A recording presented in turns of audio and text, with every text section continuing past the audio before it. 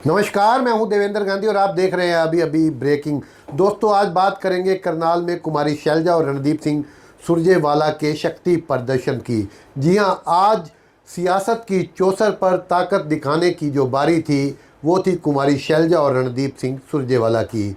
दोनों ने एक भव्य बड़ा शो किया, शहर की सड़कों पर जुलूस लेकर, लोगों की भीड़ लेकर, हजूम लेकर के उतरे। सेक्टर 12 में एक रैली को भी संबोधित किया। लबोलुबाब ये कि दावेदार खुद को अपने मुंह से तो शैलजा ने बताया नहीं, लेकिन उनके समर्थकों ने उन्हें मुख्यमंत्री पद का खुलकर के दावेदार भी बताया और साथ ही साथ उन्हें भावी मुख्यमंत्री भी बताया। हालांकि कुमारी शैलजा इस सवाल के जवाब को टाल गई कि वो विधानसभा का चुनाव लड़ेंगी या नहीं, लेकिन उनकी बातों से साफ था कि उनमें इस बात की कसक है, वो चुनाव लड़ना चाहती हैं। चाहे उनके शब्द, उनकी ज़ुबान पर ये नहीं आए, लेकिन उन्होंने कहा कि हाईकमान जो चाहेगी वो हम करेंगे। यानी उनके संकेत साफ थे कि चाहेगी हाईकमान तो चुनाव लड़ूंगी। चुनाव कहाँ से लड़ूंगी, इस पर फैसला हाईकमान पर छोड़ दिया। चर्चा ये गूंज रही है कि वो नीलोखेड़ी से विधानसभा का चुनाव लड़ सकती हैं। मेरे साथ नमन है, हर रोज़ की तरह हम चर्चा करेंगे। नमन, आज शहर की सड़कों पर आपने क्या देखा? सर, शहर की सड़कों की अगर बात करें ना, शहर का माहौल कुछ अलग था। ये वो तस्वीर थी जो अमूमन कांग्रेस के प्रदर्शन में कभी दिखाई नहीं दी। ये आपने देखा होगा, पीछे मनोहर लाल खट्टर का रोड शो हुआ, नायब सिंह सैनी ने भी अभी पीछे किया, बिल्कुल वैसी तस्वीर थी। लेकिन सबसे बड़ी बात, कांग्रेस वालों का हौसला डगमगाया नहीं। वो इसलिए तेज बारिश शुरू हुई। तेज बारिश में दोनों नेता सुरजेवाला और कुमारी शैलजा दोनों रथ पे सवार थे। वहीं वहीं से गए जहां से बीजेपी वाले अपना रथ लेके जाते थे, वहीं वहीं स्वागत हुआ। कार्यकर्ताओं में भी जबरदस्त जोश था, बदलाव है। और सबसे बड़ी बात, वो तस्वीरें हमने अपने दर्शकों को भी दिखाई, सारी कवरेज दिखाई, किस तरह से उन्होंने अपना शक्ति प्रदर्शन किया। क्योंकि कांग्रेस इस यात्रा के माध्यम से एक संदेश दे रही है। जिस तरह से उन्होंने संदेश यात्रा शुरू की है, बीजेपी वालों ने संपर्क यात्रा शुरू करी है, इन्होंने संदेश यात्रा शुरू की है। इसे कांग्रेस की मानेंगे या कुमारी शैलजा रणदीप सिंह सुरजेवाला गुट की मानेंगे? पिछले दिनों आपने देखा कि दीपेंद्र हुड्डा भी इसी इन्हीं जगहों पर आते हुए, क्योंकि रोड ही यही है जो करण गेट से लेकर के कमेटी चौक से लेकर के वाल्मीकि चौक हो या फिर आपका बस अड्डे वाली रोड हो, यहाँ से 12 सेक्टर होते हुए ये शक्ति प्रदर्शन, जितने भी शक्ति प्रदर्शन, चाहे वो कांग्रेस करती हो, चाहे वो बीजेपी करती हो, कांग्रेस में चाहे अलग अलग गुट करते हो। मैं ये समझना चाहूँगा कि पिछले दिनों आपने दीपेंद्र हुड्डा का भी इसी तरह का रोड शो देखा था, उसमें और आज इसमें कंपैरिजन करें तो क्या लगता है कि शैलजा उस मुकाम पर पहुंची है कि वो चीफ मिनिस्टर का दावा कर सके? बिल्कुल सर, जो दीपेंद्र हुड्डा का था, या फिर हम कह ले जो कुछ रविवार को पंजाबी सम्मेलन हुआ हुड्डा का, हम ये कह ले कि कांग्रेस अपने आप को मजबूत करने में लगी हुई है। हर कोई अपना प्रदर्शन दिखा रहा है कि भाई मैं भी मैदान में हूँ, मैं भी दावेदार हूँ, मैं भी पक्का हूँ। जैसे दीपेंद्र हुड्डा ने युवाओं के साथ जोड़ने की बात कर रहे हैं, वो युवाओं को साथ लेके आगे चल रहे हैं। उनका जो शक्ति प्रदर्शन था वो अलग था।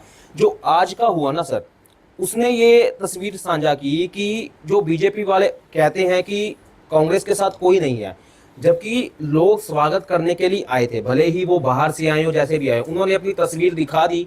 हर जगह वो तस्वीरें चली है और वही तस्वीरें हैं जैसे बीजेपी वालों का स्वागत होता हुआ नजर आया। लोगों ने, हमने खुद देखा, लोग दुकान पे बैठे हुए, जैसे कुछ अमूमन कोई बारात भी जा रही होती है ना, लोग देखते हैं। देखो, ये तो एक कॉमन सी बात है कि उन्होंने प्रदर्शन किया है, वो अपने स्वागत के लिए अपने समर्थकों को, अपने लोगों को जुटाएंगे ही।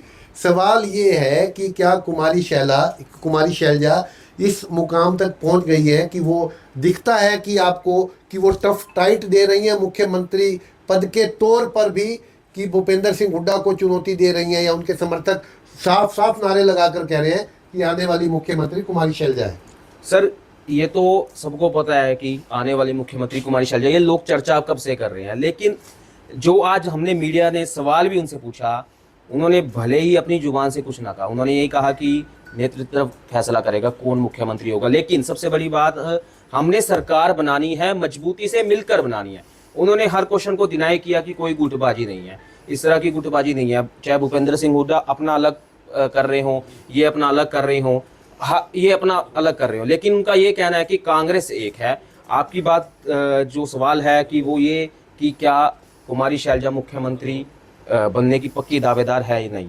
सर वो ये कि कुछ तस्वीरें जैसे जिस तरह के पुरानी राजनीति का हिस्ट्री रहा है हरियाणा में, और कांग्रेस का एक पुराना इतिहास भी रहा है। जब भजन लाल आई थिंक मुख्यमंत्री हुआ करते थे, उन्होंने काफ़ी मेहनत की थी। ये चर्चा तो आपको भी ज़्यादा बेहतर पता है कि मेहनत करी थी और मुख्यमंत्री किसे बनाया गया था। तो वैसा ही लोग चर्चा ये भी कर रहे हैं कि कुछ वैसा ही दोबारा पेश आ सकता है हरियाणा में। मेहनत कोई फल किसी को, लेकिन सबसे बड़ी बात ये भी मेहनत कर रहे हैं अपने जरिए, अपने अलग स्थान पे, उनका भी अलग स्थान पे मेहनत कर रहे हैं। लेकिन जो मुख्यमंत्री की उन्होंने बात कही है कि मुख्यमंत्री कौन बनेगा, पहले उनका कहना है कि सरकार बनानी है मजबूत तरीके से और बहुमत से जीतना है। और सबसे बड़ी बात, उन्होंने जो विधानसभा चुनाव की जो चर्चा है करनाल के नीलोखेड़ी से, अभी उन्होंने कहा नहीं कि मैं चुनाव लड़ना चाहती हूँ। उनका ये कहना है कि फैसला ऊपर हाईकमान शगुफा करेगा। जरूर है इस बात का कि भाई वो करनाल के नीलोखेड़ी से चुनाव लड़ सकती हैं। वजह ये है कि करनाल जीटी रोड जो बेल्ट है, इसमें बीजेपी की जो पकड़ है वो ज़्यादा मजबूत मानी जाती है, और उधर रोहतक सोनीपत की साइड पर कांग्रेस की पकड़ मजबूत मानी जाती है। जो जीटी रोड की बेल्ट है अमूमन यहाँ पर व्यापारी बेल्ट है, पंजाबियों की बेल्ट है, तो इस बेल्ट पर शायद ज़्यादा जोर लगाते हुए कुमारी शैलजा हो, चाहे भूपेंद्र सिंह हुड्डा हो, चाहे दीपेंद्र हुड्डा हो, ये दिखाई दे रहे हैं। लेकिन लोग कितना साथ जाएंगे, क्योंकि इनकी कट कट के कुछ वीडियो भी वायरल हो रही हैं, और वो वीडियो पे चर्चा फिर कभी आपसे करेंगे। लेकिन सवाल ये है कि हम बात कर रहे थे कि आज के शक्ति प्रदर्शन की, पीछे भूपेंद्र सिंह हुड्डा का शक्ति प्रदर्शन, दीपेंद्र हुड्डा का शक्ति प्रदर्शन, कुमारी शैलजा का शक्ति प्रदर्शन, ये सवाल का भी जवाब वो नहीं दे पाए कि ये दोनों तीनों नेता जो हैं वो एक मंच पर कब इकट्ठा होंगे। क्योंकि लोगों में तो एक संदेश जाता है ना कि जब घर की फूट इतनी बड़ी हो जाए तो लोगों में ये संदेश जाता है भाई अपना घर तो इकट्ठा नहीं है। लोग जब इस तरह के सवाल भी पूछे गए भाई आप इकट्ठा तो है नहीं, वो कहते हैं कि बीजेपी अपना घर देखे। लेकिन बीजेपी अपना घर देखे, आप भी तो अपना घर देखो। सर ये सवाल जो है ना हर बार ही होता है, भूपेंद्र सिंह हुड्डा हो या कोई भी नेता हो कांग्रेस का, सबसे होता है। लेकिन वो क्या कहते हैं कि हम एक ही हैं, कांग्रेस एक है, हाथ एक है। लेकिन वो इकट्ठा क्यों नहीं होते, अलग अलग क्यों करना पड़ रहा है? कोई जनसंघ अभियान चला रहा है, कोई रैली निकाल रहा है, कोई सम्मेलन कर रहा है, लेकिन वो अगर एक होके दिखाएं कि हमारी ताकत क्या है, तो एक तस्वीर मुझे लगता है कि अलग जा सकती है। नहीं, ये हाईकमान भी देख रहा होगा इस बात को कि भाई अलग अलग गुटबाजी हरियाणा में है। अभी तो मैंने दो ही लोगों के नाम लिए, किरण चौधरी तो बीच में से निकल ही गई है, वो बीजेपी में चली गई, और आज उनको राज्यसभा का मेंबर भी तोहफे के तौर पर उनको पद दे दिया गया। लेकिन कैप्टन अजय यादव हैं दूसरी तरफ, वो अपना राग अपनी डपली अलग से बजाते हैं। भूपेंद्र सिंह हुड्डा अपना राग अपनी डपली अलग से बजाते हैं। रणदीप सिंह सुरजेवाला अपनी डपली अलग बजाते हैं। कुमारी शैलजा अलग डपली बजाते हैं। तो ऐसे में लोगों में तो एक कन्फ्यूजन पैदा होता है ना। ठीक है कि माहौल है, 10 साल की एंटी इनकम्बेंसी है बीजेपी के खिलाफ, लेकिन एक माहौल जब जनता ये देखती है भाई इनके घर में तो मुख्यमंत्री के लिए रस्सा कसी हो रही है, तो फिर लोगों का मन कहीं बदलता है क्या इसको देख के? सर बिल्कुल बदलता है। अब जिस घर में लड़ाई हो रही हो ना, लोग उस तरफ जाते ही नहीं। पहली बात तो लोगों का सोचता है कि यार इनका तो रोज का ही काम है। कांग्रेस की लड़ाई सबके सामने है, बीजेपी में भी लड़ाई है सर, अंदर खाते वो भी लड़ते हैं, लेकिन वो ना जग जाहिर कम करते हैं। केंद्र नेतृत्व को भी पता है, बीजेपी वालों को भी और कांग्रेस वालों को, कि उनके नेताओं के क्या हालात है। लेकिन जो कांग्रेस वाले हैं ना, ये सबके सामने लड़ रहे हैं, ये पेश कर देते हैं कि हाँ हमारी लड़ाई है। हालांकि कुछ लोग नहीं बोलते, लेकिन पेश कैसे करना कि एक मंच पे इकट्ठा न करना। बीजेपी सबको एक मंच पे इकट्ठा कर लेती है, वो कैसे कर लेती है अब उन्हें पता, लेकिन अंदर खाते उनके दिलों में भी चर्चा है कि ये हारना चाहिए, ये जीतना चाहिए। चलिए, ये तो चर्चा चलती रहती है क्योंकि ख्वाहिशें मनों में पलती रहती हैं, महत्वाकांक्षाएं हैं। बहुत सारे लोग चाहते नहीं कि ये आगे बढ़ जाए, वो आगे बढ़ जाए।